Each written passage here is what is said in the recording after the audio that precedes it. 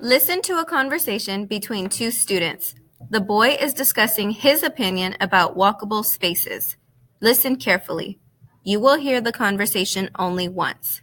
After listening, you will answer questions about the conversation and the evidence the boy gives to support his opinion. As you listen, you may use the blank areas in your test book to take notes. Every night when I take my dog for a walk, it's so frustrating. The streets are super crowded with cars. I know. It's the same for me when I walk my dogs.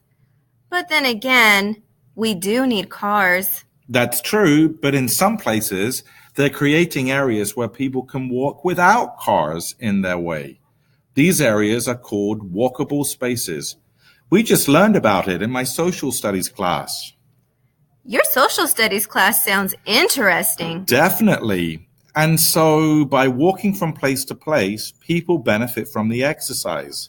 And if more people are walking, then there are fewer cars.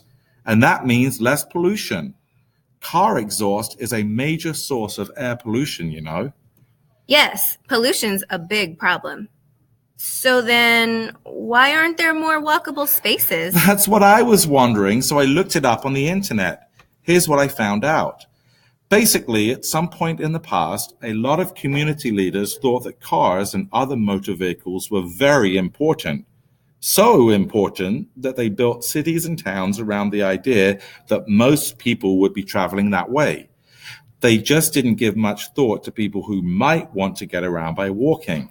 They figured everyone preferred to drive. I see. So, isn't it kind of too late then?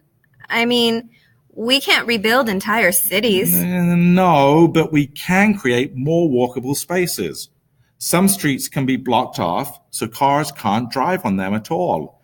And on other streets, barriers can be put up to protect new walking areas from automobile traffic. And how about public transportation? I mean, if more people used buses and trains and things like that, then there wouldn't be as many cars on the road. I know buses are still motor vehicles that drive on the street, but they can carry a lot more people than a car can, right? Sure. If more people use public transportation, that would certainly be a step in the right direction.